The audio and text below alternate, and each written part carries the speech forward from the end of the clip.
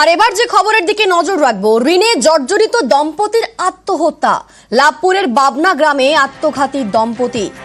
আমরা দেখেছি এর আগে ট্যাংরায় হাড়হীন হত্যাকাণ্ড, সেখানেও এই ঋণের কারণেই কিন্তু সেখানে তারা আত্মহত্যার চেষ্টা করেন। আর তারপর দেখেছি হালতুর ঘটনা, সেখানেও এই ঋণের জন্যই নাকি তারাও আত্মহত্যা করেছেন। আর এবার যে খবরের দিকে নজর রেখেছি, লাভপুরের বাবনা গ্রামের ঘটনা, সেখানেও আত্মঘাতী হয়েছেন দম্পতি। কিন্তু তার পেছনে কি কারণ রয়েছে? আমাদের সঙ্গে রয়েছেন প্রতিনিধি ইন্দ্রজিৎ। ইন্দ্রজিৎ, কি এমন কারণ ছিল যেখানে এই চরম সিদ্ধান্ত নিল দম্পতি, তারা বিষ খেয়ে আত্মহত্যা করেছেন? কি কারণে?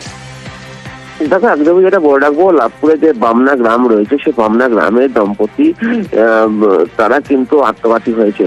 এবং আত্মঘাতী হওয়ার আগে তাদের যে পরিজন, তাদের ভাইকে তারা ফোন করে জানিয়েছিল যে তারা আত্মঘাতী হচ্ছে। কি কারণ না, বেশ 2 বছর আগে তাদের যে দুই মেয়ে তারা বিয়ে দিয়েছিল।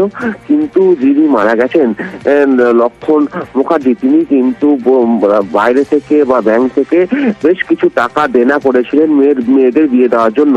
এবং সেই টাকা তিনি কোনোভাবেই শোধ দিতে পারছিলেন না, কারণ তিনি একটি দোকানে কর্মরত ছিলেন।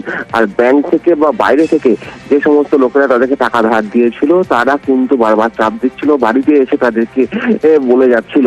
আর সেই টাকা ফেরত না দিতে পারার জন্যই স্বামী স্ত্রী দুজনে একসঙ্গে কিন্তু বিষকে আত্মঘাতী হয়েছে। এবং গতকালকে তাদেরকে যখন লাভপুরে বামনা গ্রাম থেকে বোলপুর মহকুমা হাসপাতালে নিয়ে আসা হয়, তখনও পর্যন্ত তারা বেঁচে ছিলেন। কিন্তু হাসপাতালে নিয়ে আসার পর বেশ কিছুক্ষণ বেঁচে থাকার পর তারা কিন্তু হাসপাতালেই মারা গেছে, এমনটাই জানিয়েছে তাদের যে ভাই।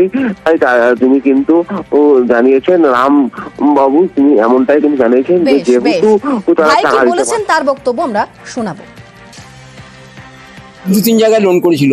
ও সামান্য আয়, একটা দোকানে কাজ করে, বারবার যে বাড়িতে তাগেদা করছে, দিতেই হবে, কোনটা মান্থলি আছে, কোনটা সাপ্তাহিক আছে। ওরা হঠাৎ তালা বন্ধ করে বাড়ি থেকে চলে আসে। 3টে নাগাদ ফোন করছে যে আমরা উপায় নদীর ধারে পড়ে আছি, সুই যেটা চালের গ্যাসের ট্যাবলেট বলে, ওটা খেয়েছি। বলছে আমার আর অন্যায় পন্থা, আমার কিছু করার নেই, আমাকে বাধ্য হয়ে খেতে হলো। আমাকে বাড়ি থেকে পালিয়ে এসে এবার ঘরে হিচিবিচি করছে, ওরা ফোন করছে, ফোনে সুইচ অফ করে রেখেছে। নদীর ধারে এসে আমরা পড়ে আছে, তোলাতুলি করে চাপালাম, ওখান থেকে গাড়ি করে নিয়ে এলাম।